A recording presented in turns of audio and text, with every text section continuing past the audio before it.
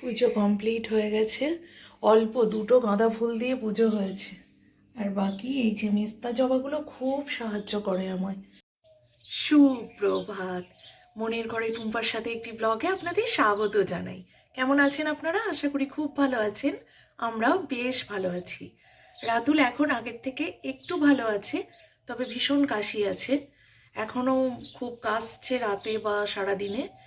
আর একটা সমস্যা আবার নতুন উত্থাপন হয়েছে, যেটা ওর কাশতে কাশতে একটা কাশির মাঝখানেই খুব শ্বাস আটকে যাওয়ার মতো কাশি আসছে। মানে কাশির পরে যে একটু শ্বাস নিয়ে বাকিটা কাশবে সে উপায় হচ্ছে না। ফলে সেইটা নিয়ে একটু ভয় লাগছে বটে, কারণ ছেলেটা ভীষণ কষ্ট পাচ্ছে। যাই হোক, যেরকম হয়েছিল তার থেকে কমতে হয়তো বা এইরকমই দেরি হবে। আর কি করা যাবে, তাই না? আজকে হলো শুক্রবার, আর এখন ঘড়ির কাঁটা 9:44 ঘরে। আজকে একটু সকাল সকালে উঠে সমস্ত কাজকর্ম মিটিয়ে বরমশাই বাজার করে নিয়ে এসছে, কারণ রান্নাঘরে আজকে টুম্পার হেসেলে অনেকটা তোড়জোড় রয়েছে। কেন? তার কারণ জানতে হলে ফুল ভিডিওটা দেখতে হবে, কারণ আমার ঘরে আসছে গেস্ট। গেস্ট বলা ভুল, অ্যাকচুয়ালি যার বাড়ি সেই আসছে। আশা করি তোমরা বুঝতে পেরেছো, বুঝতে পারলেও এখন বলবো না। চলো, কি কি আমার হেসেলে জোগাড় হয়েছে সেটা তোমাদের দেখাই। চিকেন ভালো করে ধুয়ে লেবু মেখে রেখে দিয়েছি। এখানে পাবদা মাছ ধুয়ে নুন হলুদ মাখা। এখানে রয়েছে ইলিশ, একটা থালার মধ্যেই সাইড করে করে রেখেছি। রান্নাঘরে রয়েছে এই হালচাল। তবে এখন আবার এসেছে নতুন আলু, তাই হালচাল যাই হোক, আলুর প্রিপারেশনে আমাকে আলু আবারও কাটতে হবে। এখানে রয়েছে পেঁয়াজ কুচি, এখানে রয়েছে আলু ভাজা হবে বলে আলু ভাজা কাটা, আর এখানে গাজর, মটরশুঁটি আর ফুলকপি কাটা রয়েছে। এখানে একটু টমেটো কাটা রয়েছে। এগুলো সব রান্নার প্রিপারেশনে লাগবে, চাটনি না। এখানে উচ্ছে কাটা রয়েছে, হবে উচ্ছে ভাজা, বুঝতেই পেরেছো, ভেজ ডাল, আলু ভাজা। চিকেনের জন্য রয়েছে পেঁয়াজ। এখানে রয়েছে সন্দেশ, ওদের মুড়িতে দিলাম একটু। আর এই যে এখানে আলু কাটা ছিল, তবে আলুটা আমাকে আবারও কাটতে হবে, কারণ এগুলো চন্দ্রমুখী আলু নিয়ে এসছে, সেই জন্য মাংসে চন্দ্রমুখী আলু দেব। এখানে রয়েছে কাঁচা আম কাটা। চলো, মোটেও দেরি করা যাবে না, আজকে ঝটপট করে রান্না বান্না সারবো, কারণ যারা আসার কথা তারা কিন্তু দুপুরের মধ্যে চলে আসবে, কারণ এখানে খাওয়া দাওয়ার ব্যবস্থা করা হয়েছে। তো চলো, হ্যাঁ, ঝটপট করে রান্না সেরে নেওয়া যাক, কারণ দুদণ্ড বসে না হলে গল্প করতে পারবো না। আর মানুষজন এলে পরে আমি আমার কাজ করব, তারা তাদের মতো বসে থাকবে, এটা আমার খুব একটা পোষায় না। একটু তাদের সাথে গল্প করব, তাদের একটু আপ্যায়ন করব, যত্ন করব। তো চলো, আমি আজকে ভীষণ ভীষণ খুশি, কারণ অনেক দিন পর, ওই দেখেছো বারবার মুখ ফসকে বেরিয়ে যাচ্ছে গো, বলবো না বলবো না, সিক্রেট রাখবো। প্রথমেই বসিয়ে দিলাম আমটা ভাপাতে। চলো, রান্না শুরু হলো। জানি না কতটা দেখাতে পারবো তোমাদের আজকে, মানে শেয়ার করতে পারবো কতটা রান্না, তবে চাটনি দিয়ে শুরু হলো। কুকারে ডাল সিটি দিতে দিয়েছি। আর চলো কি কি করা যায় দেখি। আলু ভাজা প্রায় হয়ে এসছে। আলুটা কিন্তু আমি নুন দিইনি, এমনি সাদা তেলে মুচমুচে করে ভেজে রাখছি, কারণ নুন দিলে না এই ক্রিস্পি ভাবটা চলে যায়। আবার নুন না দিয়েও অনেক সময় যায় না তা না, অত পাকা গৃহিণী আমিও নই। তবু চেষ্টা করে দেখি।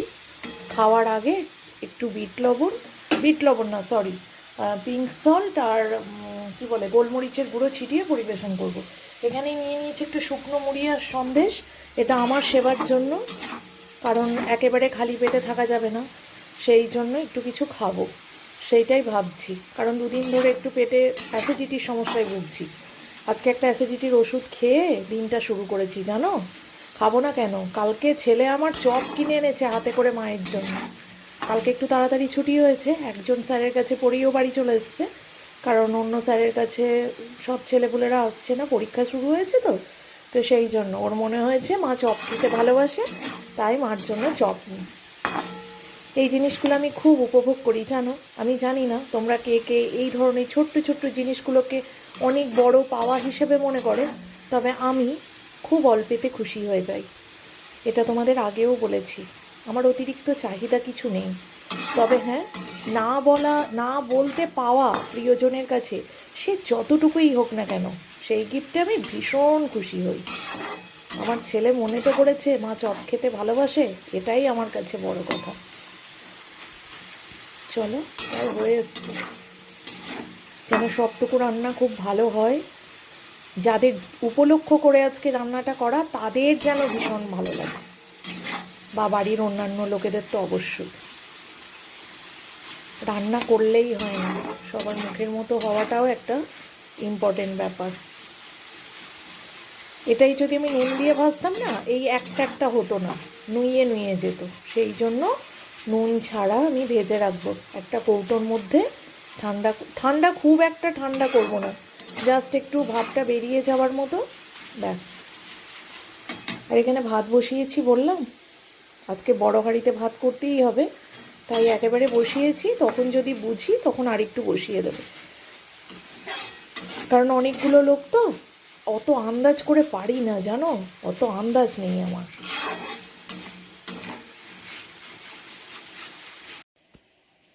আলু ভাজা রেডি, আলুর চিপস দিয়েছি কড়াইয়ের মধ্যে। বড়ি ভাজা, বড়ি ভাজতে, বড়ি ভাজা না আমার নন্দাইয়ের খুব প্রিয়।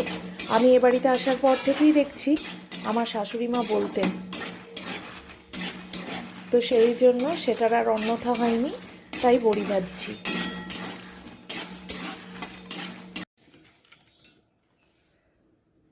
এটাই দেব না, দেখেছো এখন পুরো তেলটা তেতো হয়ে যেত। কোথায় গেল গো? এই যে তাড়াহুড়োর তাড়নায় সব ভুলে যাই।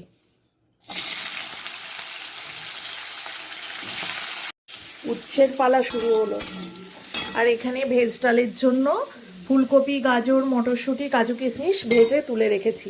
বিনস ছিল না, তাই বিনসের অভাব থাকবে, কোনো অসুবিধা হবে না টেস্টের। এবারে এই ভাজাভুজির পর্ব মিটে গেলে ফোড়ন দেব ডাল, তারপরে শুরু হবে মাছ, শেষে বসাবো চিকেন। কারণ চিকেনটা অনেকটা বড় কড়াই লাগবে, সেই কড়াইয়ে মানে সেই কড়াইটা এই বড় গ্যাসে ছাড়া হবে না। সেটা শুনে আমার কষ্ট হচ্ছে। বসিয়ে দিয়েছি, ইলিশ মাছের তৈরির প্রিপারেশন রেডি হয়েছে। কড়াইয়ের মধ্যে সর্ষে, পোস্ত, কাঁচা লঙ্কা বাটা, নুন, তেল, হলুদ। এবারে দিয়ে দেব নুন হলুদ মাখানো মাছগুলো।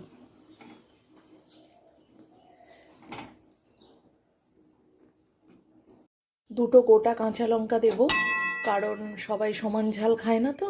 তবে ইলিশ মাছ বা পাবদা মাছ এই সব ধরনের মাছগুলোয় একটু ঝাল ঝাল ভালো লাগে। তো যাই হোক, গোটা কাঁচা লঙ্কা ফেলে দিলাম, আর কাঁচা লঙ্কা বাটাও রয়েছে, প্রয়োজন মতো মানুষ খেতে পারবে। এবার ঢেকে দেব। মাছটার ভালো গন্ধ আছে, জানি না খেতে কেমন হবে। এবারে পালা পাবদা মাছগুলো। উচ্ছে ভাজা রেডি হয়ে গেছে।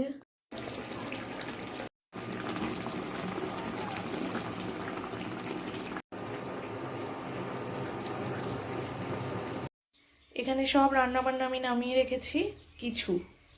আর এই সিচুয়েশনটার অবস্থা দেখো, এখানে এখনও কিছু রান্না এখানে রয়েছে, ভাজাভুজি, চাটনি। আর এই কড়াইটা নিয়ে নিয়েছি, এই যে ইয়াব বড় কড়াই আমার কাছে এটা, কারণ একটু বেশি রান্নাবান্না হলে এটা ব্যবহার হয়। তো এতে তেল দিয়ে নিয়েছি, ভাজবো আলু। চিকেনের জন্য আলুটা ভেজে নিয়ে একে একে, ব্যাস আলুটা ভাজা হোক, চিকেনটা বসিয়ে দিলেই রান্নাবান্নার কাজ নিজের আয়ত্তে করতে পারবো।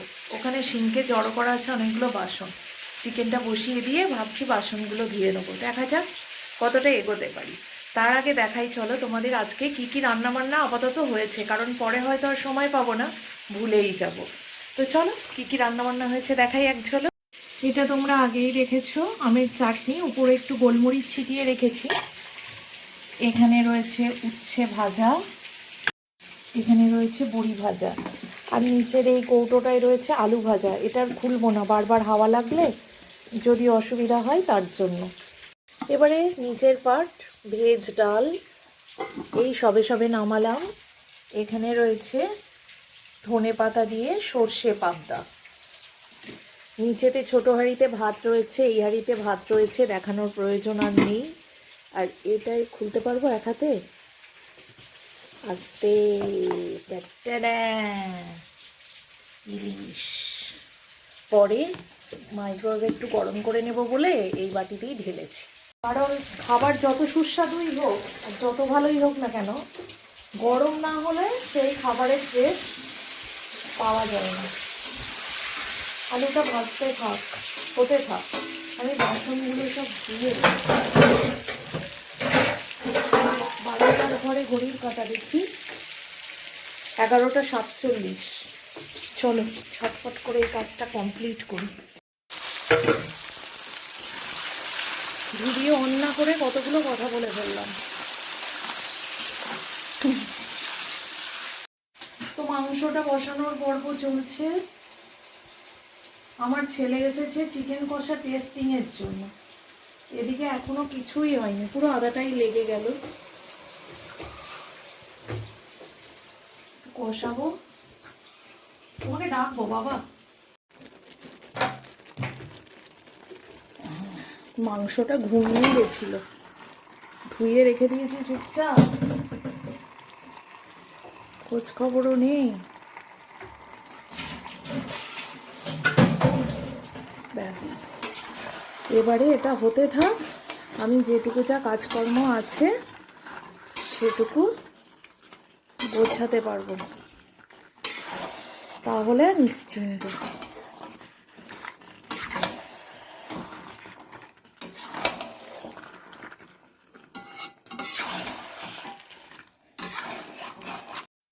ব্যাস, রেডি হয়ে গেছে আমাদের গরমা গরম চিকেন কষা। উপরে একটু শেষে গরম মশলা ছড়িয়ে একটু নাড়াচাড়া করে নামিয়ে নিলেই রেডি।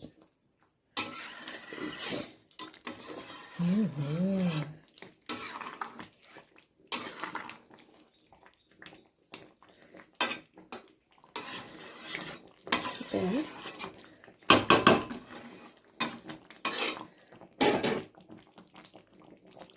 কালারটা ঠিক আসছে না, কারণ ভাব হচ্ছে তো, তাই ক্যামেরাটাই ঝাপসা লাগছে। অফ, ঢেকে দিলাম। Finally complete. চলো এবারে গিয়ে ওয়েট করা যাক। গেটের আওয়াজ হচ্ছে, দেখি। যাদের আসার কথা ছিল তারা এসছে। এবার বলো কে শুটিং করছে। আমি বলিনি এতক্ষণ অবধি কে আসবে। দেখা যাচ্ছে তোমায়, দাঁড়াও। বলো দিদি ভাই কিছু। কি বলবো? আমি এতক্ষণ বলিনি, কেউ আসবে এটা জানতো সবাই, কিন্তু বলিনি। এইটা বলেছি যার বাড়ি সে আসবে, তাহলেই বুঝতে পারবে। ও বাচ্চুদা আপনি বলুন, আপনি কোথায় এসছেন সেটা বলুন। শ্বশুর বাড়ি। বলুন, মুখটা একটু এদিকে ঘোরান, এমন সুন্দরভাবে হেসে দেবে।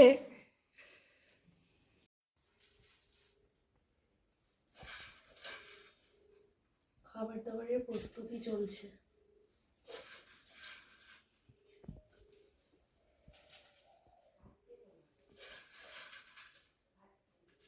সাজানো চলছে, জামাই আদর।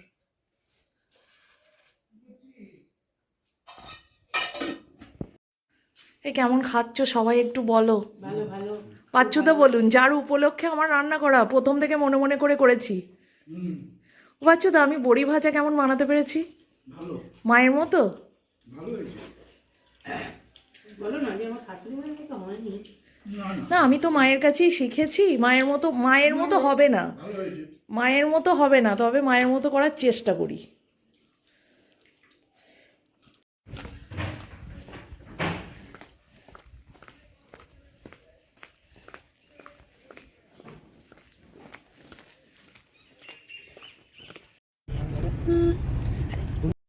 ওই দিকটা তো পাঁচা। না না, রানী বন্ধ থেকে বলছি, সবটা ডবল ডবল। তোমরা রাত্রেবেলা আসলে বলো না একটু, আমাকে বাদ দিয়ে দাও, আমাকে রাখতে হবে না, আমি বাদ থাকাই ভালো।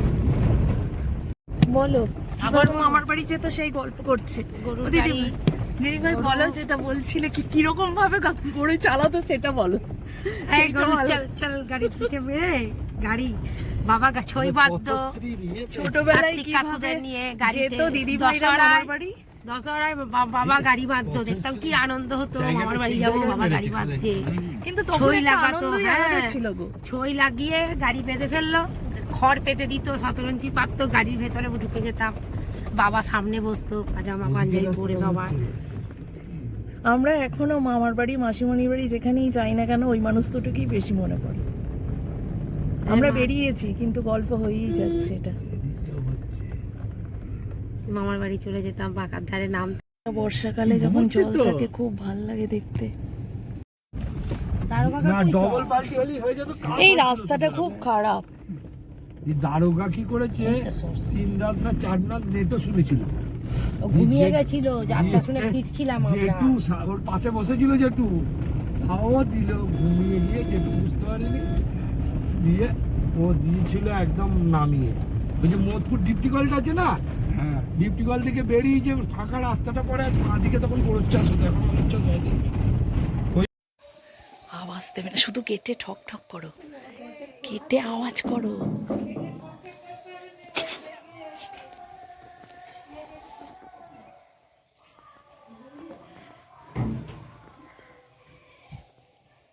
Good afternoon.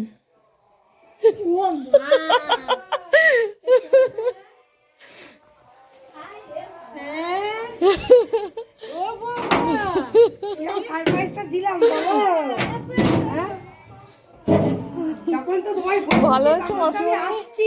ভালো আছো?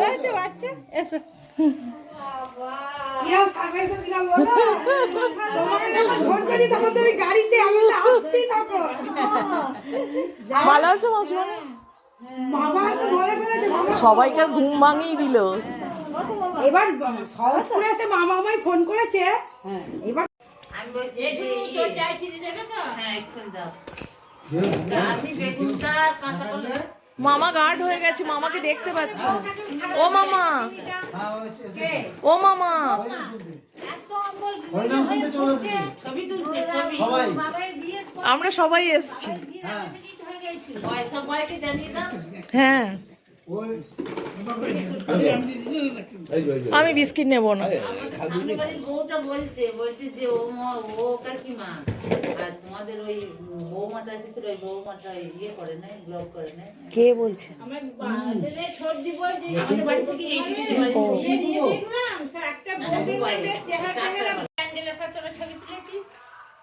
আমি ছিলাম।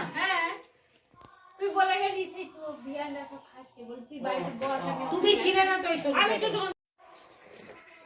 মামিমা তাড়াতাড়ি মুখটা অন্যদিকে করলে হবে। আমার ওই মামিমার হাতে চায়ের কাপ নেই কেন? সবাই চা খাচ্ছে। বিরাট ঢুকে পড়বে খাবে না? আমি এখানে বসে আছি, মাংসটা ওটা অন্ধ করে আসছে। রিজু সবাই আছে, রাজা রিজু সেদিন ছিল, বিড়াল ঢুকেছে। আমি এখানে বসে আছি, ওরা দুজনেই আমার এখানে উঠতে কষ্ট তো, জায়গাটা পায়ে লাগে। হ্যাঁ, এটা কি জন্য কি